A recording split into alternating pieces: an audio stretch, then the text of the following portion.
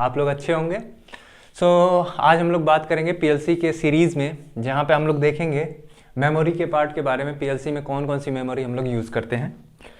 Memory की अगर हम लोग बात करें तो मेमोरी बेसिकली डेटा को स्टोर करने के लिए, कभी कोई प्रोग्राम लिखने के लिए, कभी उसको एग्जीक्यूट कराने के लिए, कुछ इनपुट को रखने के लिए, कुछ इनपुट आउटपुट डेटा को रखने के लिए हम लोग बेसिकली उपयोग करते हैं। जैसे आपके पास कंप्यूटर की मेमोरी है, कंप्यूटर की मेमोरी जैसे आपने कंप्यूटर ऑन किया, ऑन करने के बाद वो क्या होगा, स्टेटस बताएगा। हर एक चीज़ का प्रॉपर स्टेटस बताता है, कीबोर्ड काम कर रहा है कि नहीं कर रहा, वो सारी चीज़ें क्या करेगा, चेक करेगा।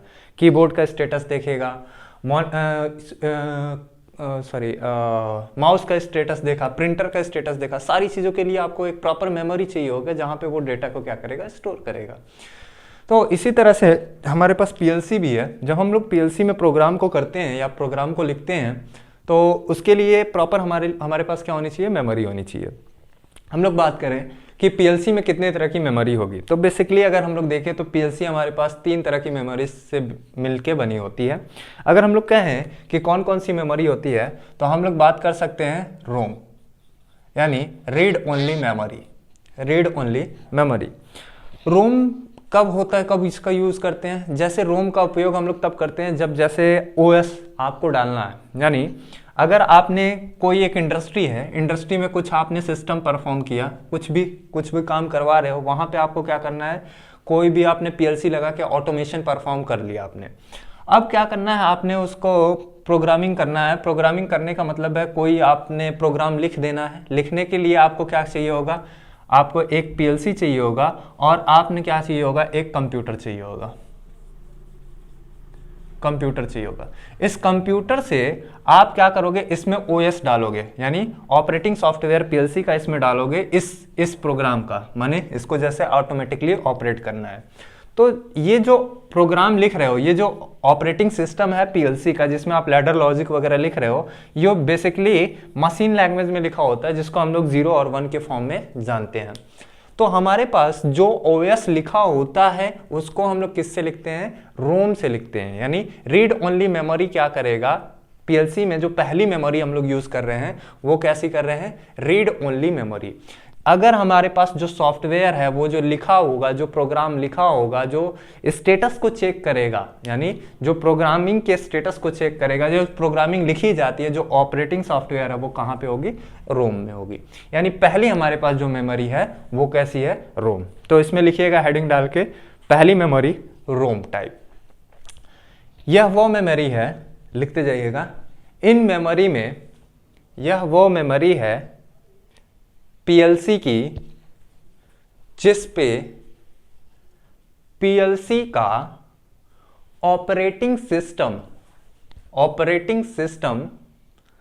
लिखा जाता है। अगला लिखिएगा, operating system machine language, bracket में लिखिएगा 0 और 1, मशीन लैंग्वेज के फॉर्म में लिखते हैं। मशीन लैंग्वेज के फॉर्म में लिखते हैं 0 और 1। अगले पॉइंट में लिखिएगा, रोम वोलेटाइल मेमोरी है। रोम वोलेटाइल मेमोरी है। हम लोग इसका डिस्कशन, मेमोरी टाइप का डिस्कशन एक जगह और करेंगे जब हम लोग डिजिटल पढ़ेंगे सब्जेक्ट। तो उसमें हम लोग देखेंगे कि कितने तरह की मेमोरी हम लोग डिज़ाइन करते हैं। जब हम लोग देखेंगे सीक्वेंशियल और कॉम्बिनेशनल सर्किट वगैरह के बारे में, तो वहाँ पे हम लोग बात करेंगे इस पे कि कितने तरह की मेमोरी हमारी पॉसिबल है। दूसरा लिखिएगा, दूसरी जो हमारे पास मेमोरी है, दैट इज, दूसरा लिखिएगा, ये पीएलसी की स्पेसिफाइड मेमोरी में बता रहा हूँ, ठीक है। दूसरा आप मेमोरी लिखिएगा, दूसरे मेमोरी का नाम लिखिएगा ईपीरोम, ईपीरोम और ईईपीरोम। इस मेमोरी का हम लोग उपयोग करते हैं, दैट इज दूसरा। पहले हम लोग करते थे इस मेमोरी का उपयोग, पुरानी पीएलसी वगैरह में इस मेमोरी का उपयोग करते थे, ईपीरोम और ईईपीरोम। होता ये है कि अभी आपने क्या करना है, जैसे कंप्यूटर से आपको क्या करना है, पीएलसी में आपके पास ओएस आ गया, ऑपरेटिंग सॉफ्टवेयर आ गया। अब क्या करना है, किसी प्रोग्रामिंग को इस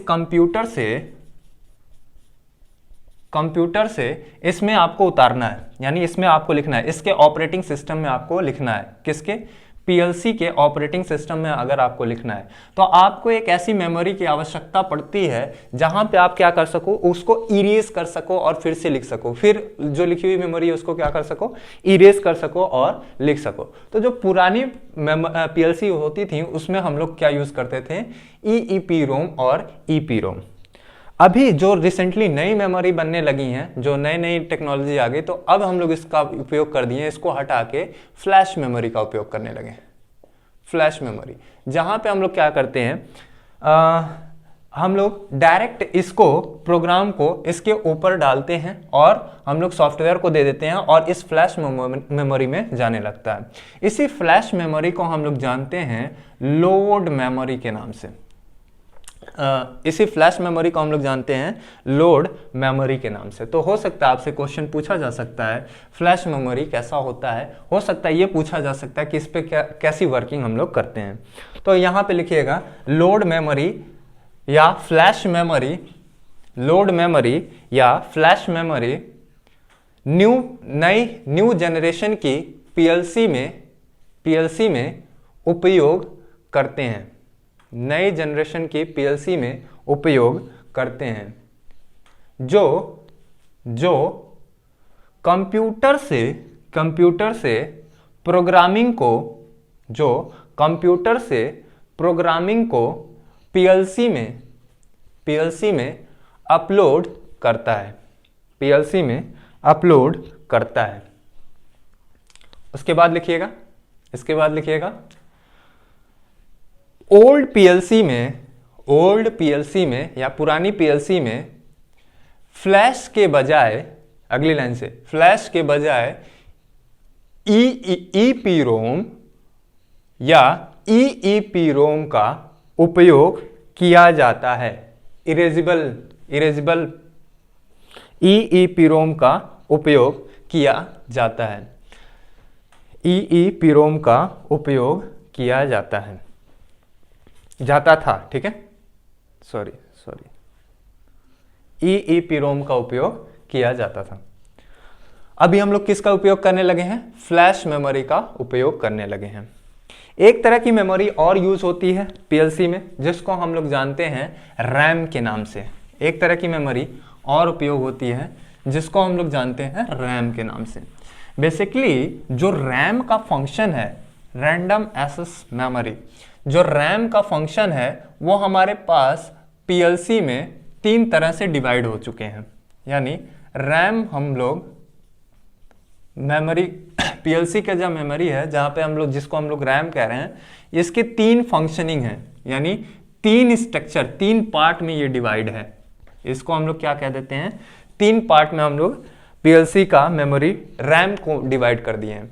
रैम बेसिकली क्या करता है, स्टेटस बताता है, हेडिंग लिखिएगा रैम। तीसरा लिखिएगा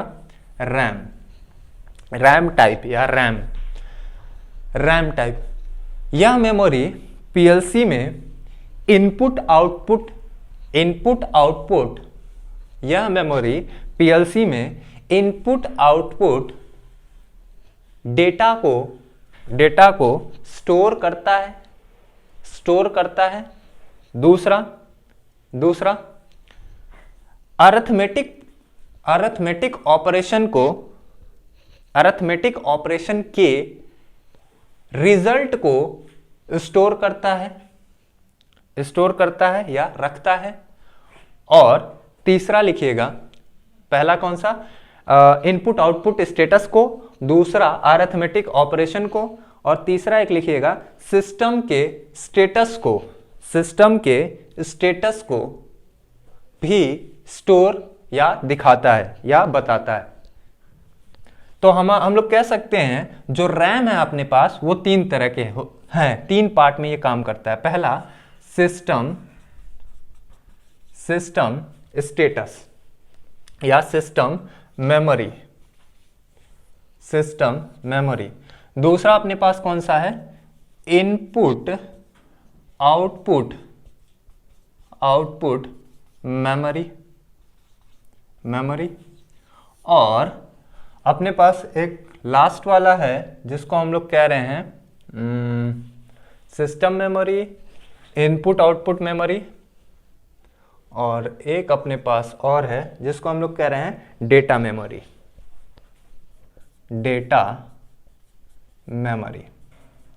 तो पहला सिस्टम मेमोरी क्या बताएगा, जैसे पीएलसी में कोई एरर आ गया, ये क्या बताएगा, स्टेटस बताएगा सिस्टम के स्टेटस को दर्शाता है।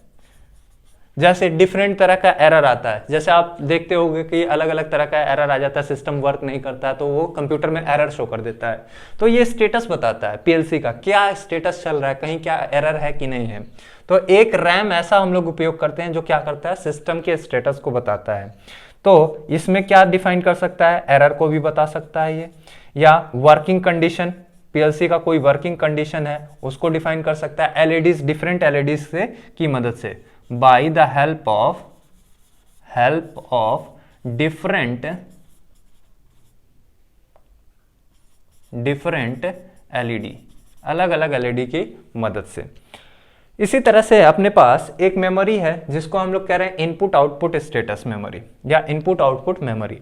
तो ये क्या करेगा, बेसिकली जो इनपुट आपको मिल रहा होगा पीएलसी के इनपुट को और पीएलसी के आउटपुट को अपने पास रखेगा। यानी यह पीएलसी के इनपुट आउटपुट डेटा को अपने पास स्टोर करता है, रखता है। अब स्टेटस कुछ भी हो सकता है, 0 हो सकता है, 1 हो सकता है, ये सारी वैल्यूज को क्या कर सकता है, जैसे हम प्रोग्रामिंग लिखेंगे वैसे ये लिख के रखेगा। तीसरा अपने पास है डेटा मेमोरी। डेटा मेमोरी वो मेमोरी है, कोई भी मैथमेटिकल ऑपरेशन हुआ, जैसे टाइमर्स का हो गया, टाइमर का ऑपरेशन, टाइमर काउंटर, ये सारे ऑपरेशन हम बता चुके हैं। टाइमर का जो ऑपरेशन है, काउंटर का जो ऑपरेशन है, स्टेटस, काउंटर का स्टेटस, और जितने भी मैथमेटिकल एक्सप्रेशन है, मैथमेटिकल आउटपुट स्टेटस को अपने पास क्या करता है, स्टोर करता है। सो बेसिकली हम लोग कह सकते हैं कि हम लोगों के पास कि 3 तरह की मेमोरीज हैं जहां पे हम लोग उसका उपयोग करते हैं। जैसा पहला आपके पास रोम, जिसमें हम लोग क्या करते हैं, सॉफ्टवेयर को, पीएलसी के सॉफ्टवेयर को लिख के रख देते हैं, उसको बदला नहीं जा सकता है। वो मेमोरी कैसी है, आप एक बार लिख के रख दीजिए, सॉफ्टवेयर उसमें चला जाएगा पीएलसी का। उसके बाद आपके पास दूसरा मेमोरी कौन सी आ जाती है, जो पहले पीएलसी होती थी वो कौन सा, ईपीरोम, अभी उसको चेंज करके फ्लैश में कर दिया गया है। जैसे आपने जो प्रोग्रामिंग लिखा उसके ऊपर जाके क्या हो जाता है, उस फ्लैश मेमोरी में लिख जाता है, इसलिए उसका नाम क्या बन गया है, लोड मेमोरी के नाम से जाना गया है। फिर उसके बाद आपके पास रैम टाइप का एक मेमोरी होता है जिसको हम लोग 3 सेगमेंट्स में डिवाइड कर दिए हैं, 1, 2 और 3, data memory, input output memory और सिस्टम मेमोरी।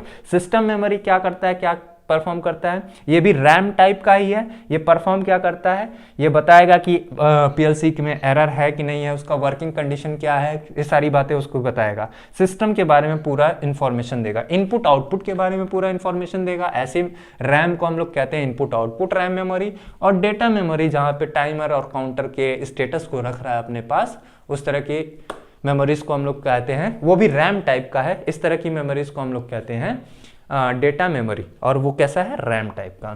सो यही है आपके पास 3 तरह की मेमोरीज आपसे पीएलसी में पूछा जाता है, कई बार क्वेश्चन भी आए हुए हैं। सो अगर आपको सेशन अच्छा लगा हो तो अपने दोस्तों के साथ इसको शेयर करिए, लाइक करिए, सब्सक्राइब करिए और बेल आइकन को प्रेस करिए ताकि अगली नोटिफिकेशन आपसे मिस ना हो पाए। Thank you, thanks a lot, have a nice day.